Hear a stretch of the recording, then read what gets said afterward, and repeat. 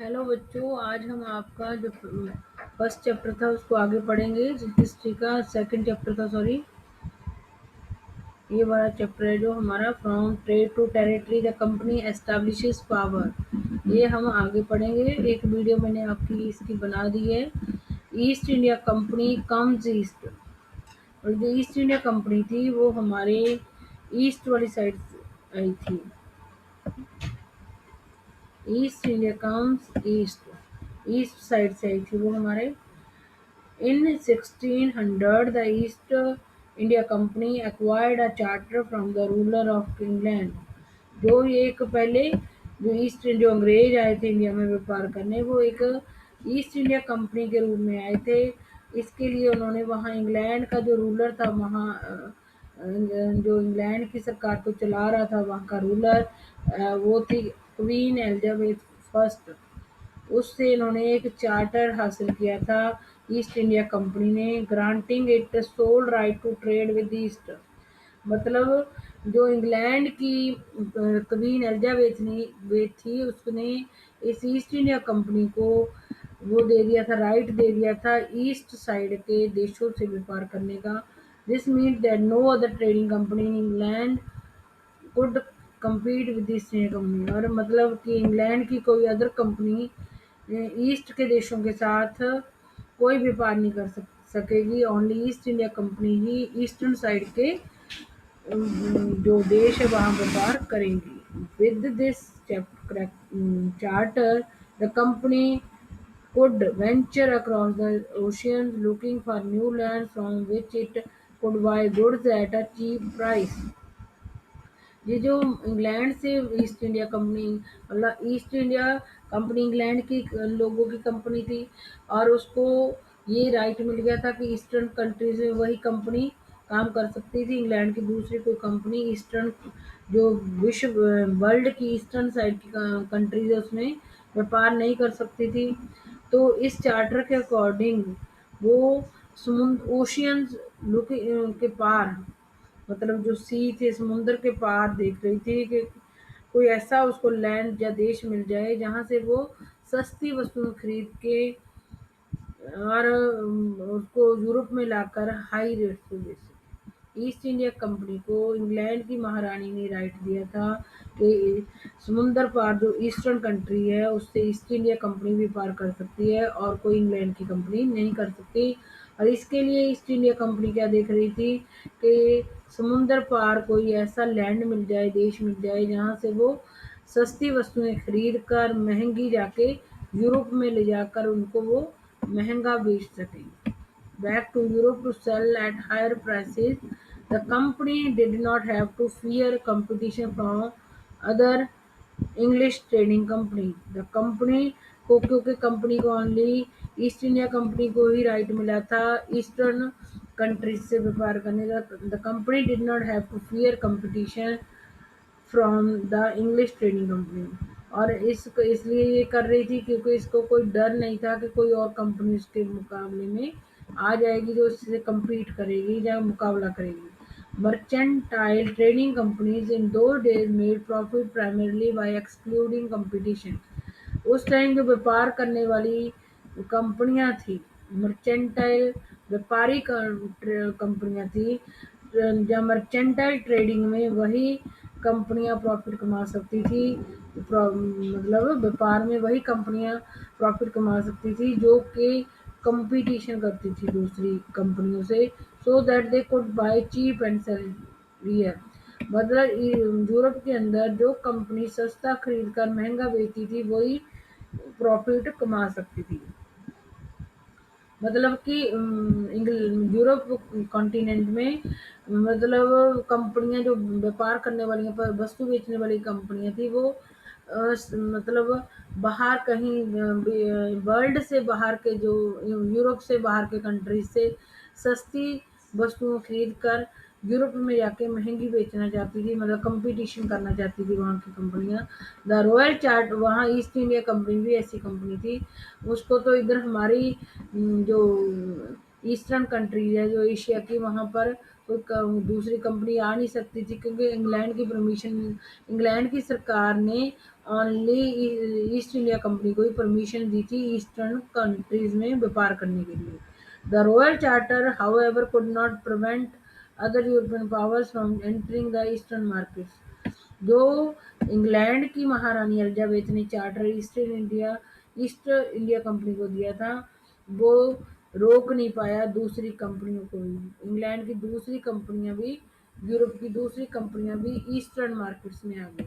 वैसे तो एलिजाबेथ ने ईस्ट इंडिया कंपनी को ही दिया था ईस्टर्न मार्केट में व्यापार करने का, लेकिन वो जो चार्टर मिला था वो दूसरी कंपनियों को नहीं रोक पाया। By the time the first English ships sailed down the west coast of Africa, by the time the first English ships sail down the, पहले ये जो अंग्रेज थे ईस्ट इंडिया कंपनी थी वो अफ्रीका पहुंची, round the Cape of Good Hope, फिर उसने गुड होप का चक्कर लगाते हुए, केप ऑफ गुड होप का चक्कर लगाते हुए एंड क्रॉस इंडियन ओशियन को क्रॉस कर लिया। The Portuguese had already established their presence in the western coast of India, और अंग्रेजों से पहले ही पुर्तगाली, जिनको हम इंग्लिश में पोर्टुगीज कहते हैं, वो भी आ चुके थे। ईस्टर्न मार्केट्स में रोक नहीं सका अंग्रेजों की जो एलिजाबेथ महारानी ने ईस्ट इंडिया कंपनी को चार्टर दिया था। ईस्टर्न मार्केट्स में ओनली ईस्ट इंडिया कंपनी को व्यापार करने के लिए वही कर सकते, दूसरी कंपनियां नहीं आएंगी। लेकिन वो जो चार्टर था वो नहीं रोक पाया दूसरी कंपनियों को, मतलब दूसरी कंपनियां भी ईस्टर्न कंट्रीज की मार्केट्स में आ गई। तो सबसे पहले जो इंग्लिश शिप था वो कोस्ट ऑफ अफ्रीका में, अफ्रीका के पश्चिमी साइड पर पहुंचा इनका ईस्ट इंडिया कंपनी का। उसके बाद फिर जो Cape of Good Hope Africa में, वो नीचे नीचे वाली साइड है, उसका चक्कर लगाते हुए फिर इंडियन ओशियन को पार करते हुए जो इंग्लिश ईस्ट इंडिया कंपनी वो इंडिया में आ गई। और उससे पहले ही हमारे इंडिया के वेस्टर्न साइड पर पोर्टुगीज कंपनी आ चुकी थी, पुर्तगाली लोग आ चुके थे and had there base in Goa. और वो पहले पुर्तगाली कहाँ आए थे, गोवा में आए थे। In fact it was Vasco da gamma a Portuguese explorer. जो गोवा में पहुंचे थे सबसे पहले पुर्तगाली लोग, वो थे Vasco da Gama. Vasco da Gama पहुंचे थे, who had discovered this route to India in, मतलब वो व्यक्ति गोवा में आया था, Portuguese explorer Vasco da Gama था उसका नाम, ये याद करना है। गोवा हमारे इंडिया में सबसे पहले कौन सी यूरोप की कंपनी आई थी, पोर्टुगीज। और वो उस कौन था वहाँ, वो Vasco da gamma Portuguese explorer था, जिसने इंडिया के इस जिस रास्ते से वो इंडिया आया था उसी रूट की उसने 1498 में खोज की थी। वाई द इंडिया की खोज किसने करी थी, ये जिसने वास्को डी गामा ने करी थी। ये ईयर याद करना है, 1498 में। By the early 17th century the Dutch too were exploring the possibilities of trade in Indian ocean.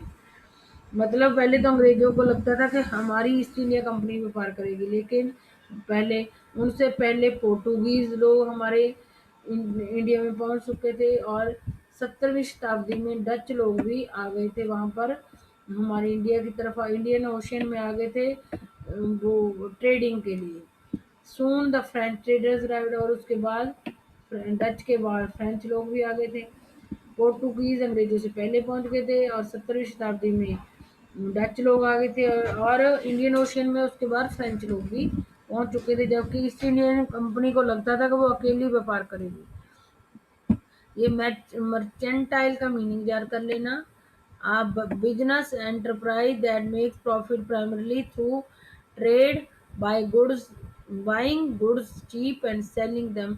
वो वाली बिजनेस कंपनी जो क्या, जिसका मेन मोटिव क्या होता है, प्रॉफिट कमाना, और वो जो सस्ती वस्तुएं खरीद के महंगी वस्तुएं बेचती है, वो मर्चेंटाइल कहलाती है। इसका मीनिंग आप लोग याद कर लेना। और अब पहले तो ईस्ट इंडिया कंपनी को लगता कि वहाँ की रानी एलिजाबेथ ने उनको परमिशन दे दी ईस्टर्न कंपनी देशों में काम करने की, और वो अकेली करेगी। लेकिन जब उसने आके देखा तो उससे पहले पोर्टुगीज लोग आ चुके थे 17th सेंचुरी में, वो आ गए थे डच, और फिर फ्रेंच लोग भी आ गए थे। The problem was that all the companies were interested in buying the same things. Problem क्या थी कि जितनी भी ये चारों कंपनियां आई थी, सारी इंडिया में से एक जैसी चीजें ही खरीदना चाहती थी।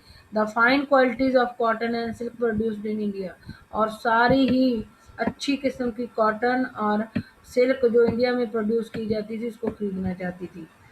Pepper, cloves, cardamom and cinnamon too were in a great demand, और काली मिर्च, लौंग, इलायची, ये सारी चार चीजें, cinnamon too were in great demand, मतलब अच्छी सिल्क और कॉटन भी चारों कंपनियां खरीदना थी। काली मिर्च, लौंग, इलायची, सिनामोन टू, ये चारों चीजों की भी डिमांड, छह चीजें हुई, छह चीजों की डिमांड चारों कंपनियां कर रही थी।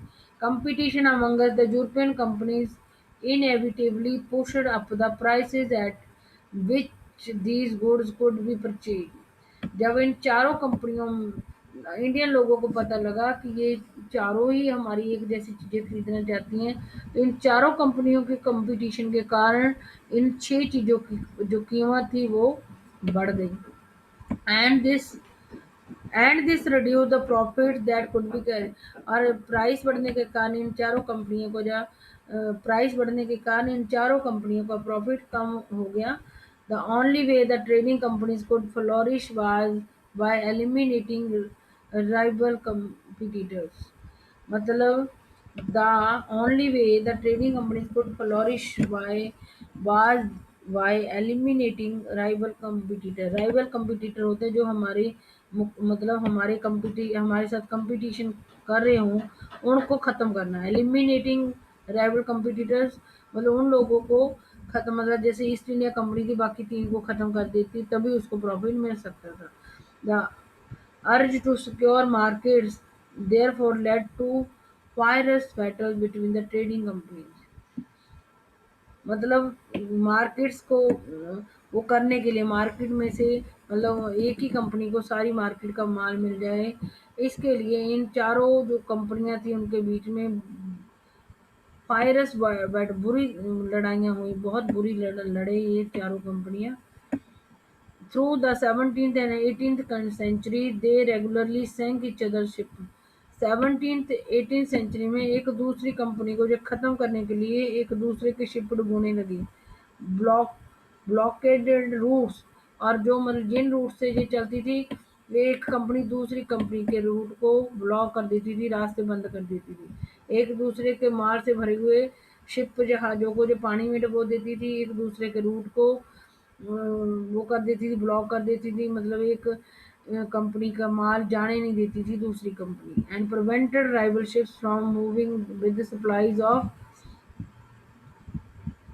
गुड्स ट्रेड, मतलब कि वो हर जो कंपनी माल लेके जा रही होती थी तो कोशिश करती थी उसकी दुश्मन कंपनी को उसको उसके माल की सप्लाई को वो रोक दे। जो माल जा रहा होता था किसी कंपनी ने खरीद के माल ले जाने के लिए, अगर उसको लोड कर लिया होता था किसी शिप वगैरह में, तो वो दूसरी कंपनी कोशिश करती थी कि वो अपने जहाँ पर वो माल लेके जाना उस कंपनी ने वहाँ पहुँच ना पाए। Trade work carried on with arms and trading posts were protected through fortification। इन चारों कंपनियों ने हथियारों के साथ व्यापार करना शुरू कर दिया, मतलब हथियारों के रख दिए थी कि कंपनियां एक दूसरे के ऊपर हमला करने के लिए, और बड़े बड़े किले फोर्टिफिकेशन की गई, इन्होंने अपने गोदाम बना लिए बड़े बड़े किले बनाकर अपने माल की सुरक्षा के लिए। This effort to fortify settlements and carry on profitable trade also led to intense conflict with local rulers। The effort to fortify से मतलब जब इन्होंने बाहर वाली कंपनियों ने हमारे देश के अंदर बड़े बड़े किले खड़े कर दिए ज़्यादा प्रॉफिट करने के लिए, the effort to fortify settlements and carry on profitable trade also led to intense conflict with, हमारे जो लोग जो राजे थे हमारे देश के वो टेंशन में आ गए। वो उनकी जो बाहर की कंपनियां हमारे देश में बड़े बड़े किले बना रही थी प्रॉफिट हासिल करने के लिए, हमारे देश के राजा टेंशन में आ गए। The company therefore found it difficult to separate trade from politics.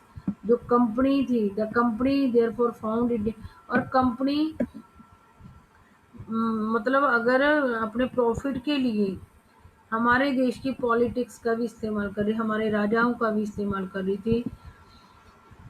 Let us see how this happened, हम देखेंगे। मतलब अंग्रेजों ने अपना प्रॉफिट कमाने के लिए जो बाहर और कंपनियां आई थी, डच, फ्रेंच और पोर्टुगीज, उनसे पूरी लड़ाई करी।